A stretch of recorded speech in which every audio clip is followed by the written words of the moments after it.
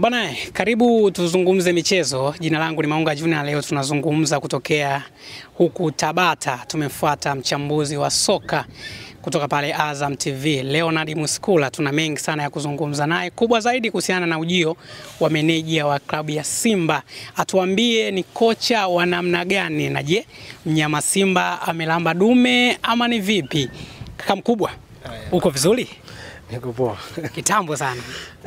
Muda mrefu sana. Muda mrefu. Harakati zinaendaje? Ziko poa? Ziko poa. Bwana, moja kwa moja tumwanzie huyu meneja mpya wa klabu ya Simba. Kwanza mwanzo kabisa, wakati Simba wanatafuta kocha mpya, ulivyosikia kwenye tetesi kwamba huyu kocha anahusishwa na klabu ya Simba, kitu gani ambacho ulikuwa unakifikiria kichwani mwako?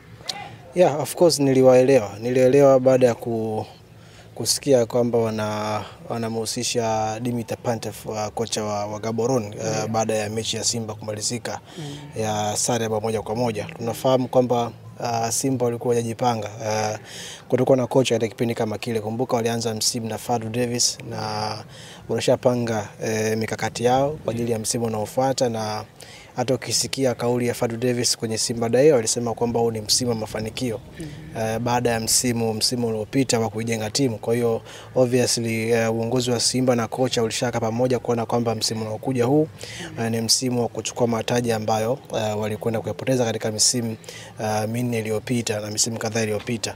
Kwa hiyo ina maana kwamba ilikuwa ni kitu cha muda mfupi sana kimetokea, ama cha haraka ambacho akigani walikuwa hawajaendelea nacho, kwa maana ya kocha kuondoka, na ilibidi watake riski. Na najua kuna muda kwenye maisha anasema life is all about taking risk. So Simba wametake riski. Ni riski kubwa wameiteke, ambayo obviously ukitazama kwenye kile ambacho kimeonekana ni riski ambayo ina matokeo chanya na matokeo hasi. Na kwa nini nimesema hivyo? Kwa sababu ukiangalia mazingira yake yako vipi. Story nzima iko hivi kwamba Simba wameenda Gaborone mechi ya mkondo wa kwanza. Tayari kocha Fadlu Davis akili yake haiko pale, tayari ipo Morocco kwenye Raja Casablanca. Uongozi wa Simba automatically mdao lazima wa switch kwenye mipango yao namba moja katika nyakati hizo, na maana kutafuta ambaye atasimama kama kocha mkuu. Umeelewa? Kwa hiyo tunapokwenda kuziendea mechi kubwa kama hizo za kimataifa, hatuwezi kuacha nafasi ya uongozi wa klabu kucheza mechi nje ya uwanja. Sasa isivyo bahati, uongozi wa Simba unaweza kuupongeza kwa jitihada ambazo wamezifanya kupambana na ile mechi ya duru ya kwanza. Kuona kwamba wana msongo wa mawazo kutafuta kocha alafu wacheze mechi ugenini. Umeelewa? Wanakwenda wanapata ushindi. Na ukiangalia ni mechi ambayo hata Fadlu Davis ukiangalia hata kwenye technical bench hakuwa very serious, kwa sababu tayari anafahamu akili zao ziko wapi. Na kile kilikwenda kuaffect hadi mchezaji mmoja kiwanjani. Unakuja ukiona Simba wanapata nafasi mbili tu ambazo wanakwenda kuzitumia katika mechi nzima.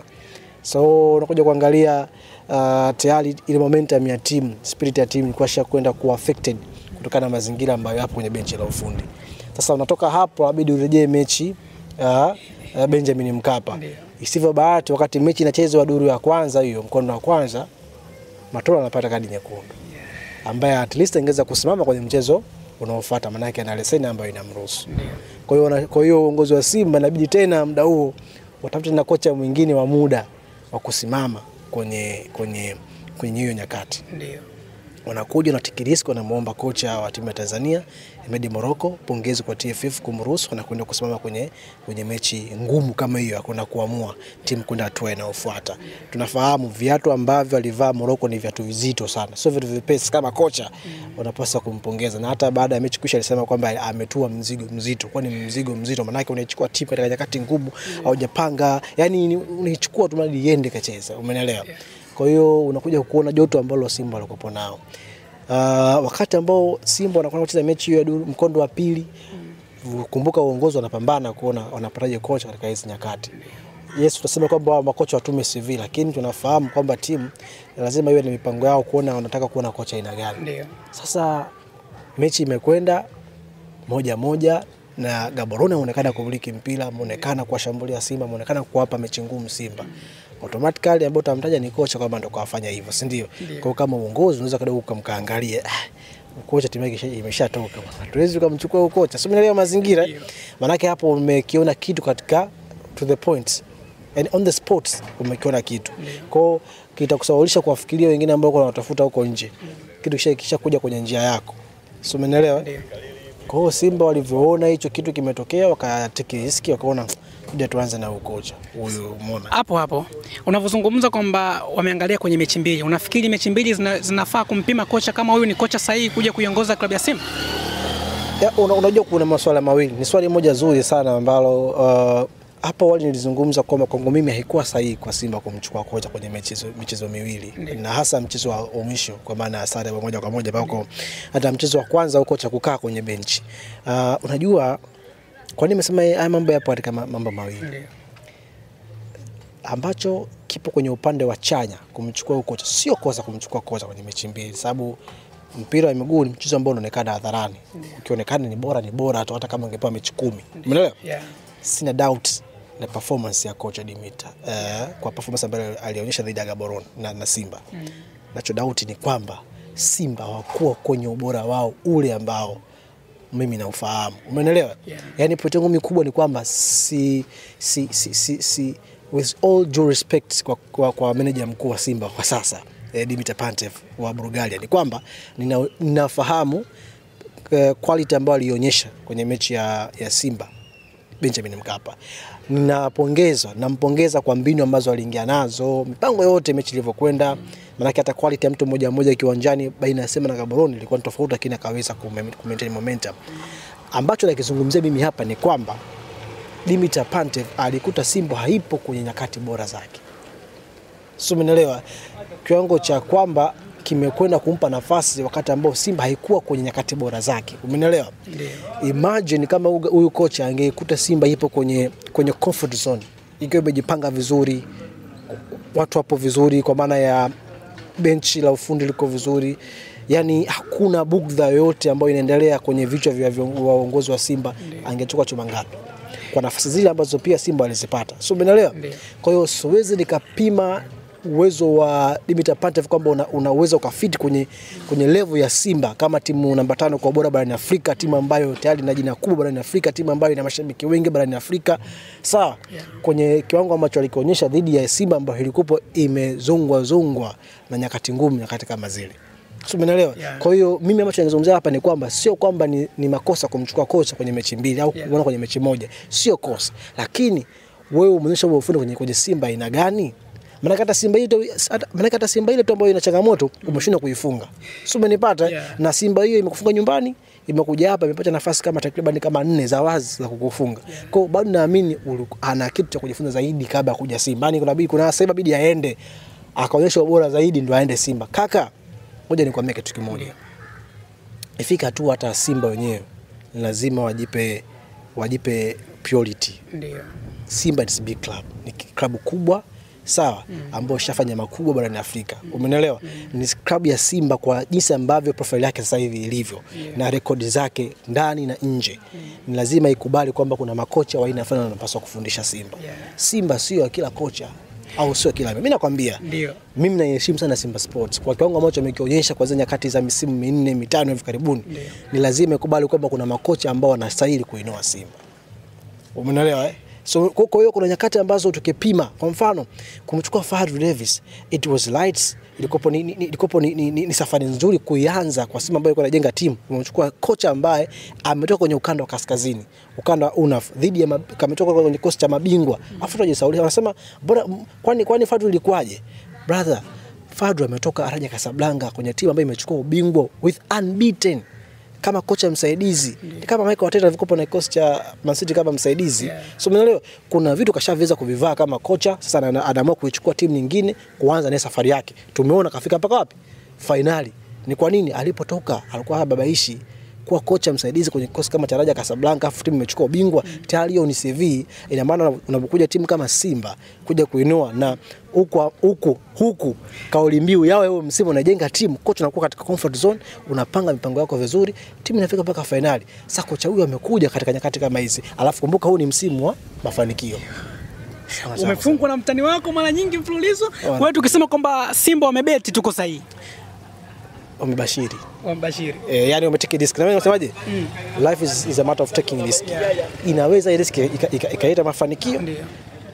inaweza kaita changamoto. Changamoto yake imeanza mapema tu kama kocha ana leseni ya kuwa na uwezo kuwa kama kocha mkuu. So mwana hiyo ndio risk yenyewe ambayo tunaizungumzia hapa. Kwa mimi all respect kwa kocha Dimitar Pantev, ana taji la Cameroon, ligi kuu ya Cameroon akiwa na Victoria United, ana taji la Botswana akiwa na Gaborone. Umeelewa? With all due respect, lakini kwa viatu ambavyo Simba washavivaaga hivyo, yani kwa performances, yani kwa records, backgrounds, yani kwa ukubwa wa Simba, still Simba wanastahili.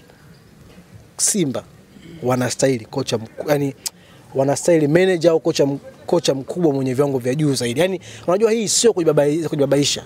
Lazima ukubali kwamba wewe ni mkubwa. Hakuna kazi ngumu kama ku-maintain ukubwa. Kufuata ukubwa ni kazi nyepesi, lakini ku-maintain ukubwa ndio kazi rahisi. Hivyo nafikiri zinapotoka zile ranking za timu bora barani Afrika, afu Simba ikawa nafasi ya 5 kutoka ukanda wa Sekafa. Nafikiri jambo dogo lile, kwamba limeundwa tu, yani limeundwa tu kwamba kwa muda tu Simba ya 5. Kuna safari huko ambao walianzisha, kuna makocha ambao walipita hapa katika level fulani. Simba imefika katika hii daraja, lazima ikubali kuwa na makocha wenye CV fulani. Yani hakuna namna. Sio Simba, sio kila meneja au sio kila kocha anapaswa kwenda kufundisha Simba. Hapo umezungumzia kwenye leseni. Kocha yani leseni yake ni ndogo. Haipaswi kuwa kocha mkuu. Sio ndogo. Ofisi sio ndogo, ila haimruhusu katika ligi yetu sisi kuwa kama kocha mkuu. Sasa unafikiri vitu gani vya kiufundi zaidi Simba wamevutiwa navyo kwa kocha huyo? Ya automatically nikasema kitu kimoja, falsafa ambayo alionyesha kwenye mechi ya duru ya mkondo wa pili. Ndio. Ilikuwa ni falsafa nzuri. Of course kuna watu walionyesha kwamba waliangalia kwenye maana ya possession, kwamba Simba walizidiwa possession na Gaborone kwa maana ya umiliki wa mpira, si ndio? Lakini mimi ambacho nakiangalia, mimi ninaangalia mashambulizi mengi ya Gaborone yalikuwa naanzia kwenye nini? Mizizi yake, kiini chake ni nini? Unaweza kuwa na timu inamiliki mpira, tunamiliki mpira wapi? Kwenye zoni yako. Kwamba wewe ndio mtu hatari kwa unapenda kumiliki mpira. Ninaangalia mashambulizi yako mengi ya hatari umeyatokea wapi? Mashambulizi mengi ya Gaborone yalianzishwa kwenye direct football, kwenye transitions ambazo Simba walikuwa wanapokwa mpira, wanapiga pasi 2-3 eneo la mwisho. Angalia penalty yao walipataje? Si ni mpira mmoja mrefu ndio ulipigwa, zilipiga pasi nyingi? Hapana, pigwa mpira mmoja, si ndio? Na ndio chance ambazo walipata Gaborone. Nafasi kipindi cha kwanza ambaye akaenda kuisave Pipi ni kama alikuwaje? Sio ile pasi nyingi. Kwa hiyo mimi sisemi kwamba eti kocha labda anapenda direct football kwa bahati mbaya tu. Ninaangalia mashambulizi yake mengi yalikuwa yanajengwa na kiini gani. Maana kuwa na ball possession na kumiliki na kushambulia kutokea kwenye build up, maana timu yako mwanza kushambulia tokea nyuma, kwanza kwa goalkeeper, piga pasi kwa viungo, vibabeki wakati waje waingie wa link up na eneo la kiungo, waingie watu ndani washapige pasi. Lakini mashambulizi mengi ya Gaborone yalikuwa ni ya pasi chache kwenda kwenye eneo la kushambulia. Kwa hiyo ni kocha ambaye ukiangalia kwa muundo ambao Simba watamani kuwa nao, sio mbaya kuwa na kocha wa design kama hiyo. Maana Simba wanao watu kushambulia hivyo kwa haraka, kwa maana mawings wao wako vizuri, wana viungo ambao wana uwezo mkubwa. Kwa hiyo ni kocha ambaye anafiti pia. Anafiti kutokana na nafasi ambazo nimeziona dhidi ya Simba kwenye mechi ya pili, anafiti. Anafiti kifalsafa, yani katika kimuundo wa timu na jinsi anavyocheza. Lakini sidhani kama anafiti katika ule uga kwamba kocha ambaye kwa sasa ambaye anaweza. Lazima tukubaliane. Mimi ninachokiamini ni kwamba bado alikuwa inabidi aonyeshe zaidi ili aweze kuja kuifundisha. Ukizungumzia hapo Simba katika mechi iliyopita wamecheza vizuri sana na baadhi ya mashabiki wanampongeza kocha Matola. Unafikiri kocha huyu ambaye amekuja ataweza kuihendo ama kumake status yake kutokana na kile kiwango ambacho kimejionyesha kule, na kama je kitokeo akicheza mechi wakadrop kidogo, pressure kwa upande wake itakuwa ya namna gani? Unajua mtihani mkubwa kwa sasa wa Simba sio tu kwamba imeshinda dhidi ya Namungo. Ndio. Mtihani mkubwa wa Simba ni consistency. Umeelewa? Najua utasema ile Simba ya Matola ile piga mpira mwingi sana dhidi ya Namungo. Sasa ulikuwa ni mpira, of course. Ni mpira mzuri ambao waliucheza. Na ambacho mimi nitakiangalia zaidi ni consistency ya hicho kiwango ambacho walikionyesha. Umeelewa? Manake ili kuchukua utaji la ligi kuu sio kushinda mechi moja. Ni kushinda zaidi ya mechi 5 mfululizo. Kwa hiyo nitapima kiwango cha Simba kama kitaweza kushinda mechi 5 mfululizo ndio kuchukua ligi. Ligi sio kushinda mechi moja. Na ndio maana nilisema siku moja kwamba ili kuchukua ligi kuu ya Tanzania sio kumfunga Mtani. Kuchukua ligi sio kuifunga Azam wala Simba. Kuchukua ligi ni kuwa unashinda mechi nyingi mfululizo dhidi ya timu ambazo zipo katika madaraja ya chini. Msimu uliopita angalia Simba kapoteza ubingwa wapi. Hivyo nafahamu kwamba Simba angechukua alama 3 dhidi ya Coastal, dhidi ya Fountain Gate, dhidi ya Azam, kwani mechi ya mwisho na Yanga ingekuwa ni finali? Hapana, singekuwa finali. Umeelewa eh? Yeah. Kwa hiyo katika misimu minne ambayo Yanga amekuwa mabingwa mbele ya Simba, mechi moja tu katika misimu yote minne ni mara moja ndio Simba ameamua kumpa, ilibidi sasa ndio mechi iwe moja ya finali. Hata katika misimu minne ni mechi moja tu ambayo sasa Yanga ikabidi sasa achukue ubingwa mbele ya Simba, ni kwa maana umeelewa. Hili katika misimu yote iliyopita mpaka Yanga anaanza kuwa unbeaten, akumfunga Simba ligi kuu, mechi zote zilikwenda kwa suluhu. Tunakumbuka 1-1, 0-0. Mechi ya msimu wa pili Yanga anachukua ubingwa, mechi 1-1 Simba anamfunga goli 2 Yanga. Sio nipata eh? Mechi inayofuata ndio mechi ambayo Simba alichukua chuma 5, umeona Novemba. Lakini ukipata picha, yani hii misimu mingine yote iliyopita hapa dabi kaenda ikupa yamu bingwa ligi kuu. Kwa hiyo shikameni kwa upande wa Simba sasa hivi, labda mimi nawashauri kama wanahitaji kuwa bora zaidi na kurudisha mataji ambayo wameyapoteza, wasifikiri kuhusu dabi ya Kariakoo. Wafikirie kuhusu namna ambavyo wanaweza wakashinda mechi zao kiufanisi dhidi ya timu za madaraja haya ya kati. Sio kuifikiria Yanga. Maana Yanga ni timu nyingine. Umeelewa? Na kuifunga Yanga napaswa kuwa na timu. Maana kwa maana lazima muangalie mpinzani wako una quality kuzidi yeye. Kwa hiyo mimi ninachokiamini ni kwamba ili Simba awe bingwa wa ligi kuu, sio kuifunga Yanga. Ni kuhakikisha kwamba hapotezi zile alama ambazo wanazipoteza msimu unaopita dhidi ya timu za madaraja ya kati. Kumbukumbu zipo, msimu uliopita tumeona dhidi ya Coastal katoka sare, mara dhidi ya Fountain Gate katoka sare, dhidi ya Azam katoka sare, ndio hapo bingwa alikwenda kupoteza. Sio kufungwa na Yanga nyumbani na ugenini. Msimu nyuma yake tena tunakumbuka kapoteza mbele ya Tanzania Prison pale Morogoro. Ile Mbangula na pia chuma 2. Zile ilikuwa ni alama 3 muhimu ambazo Simba angezipata, ilikuwa zinameka sawa sawa kumtafuta Yanga.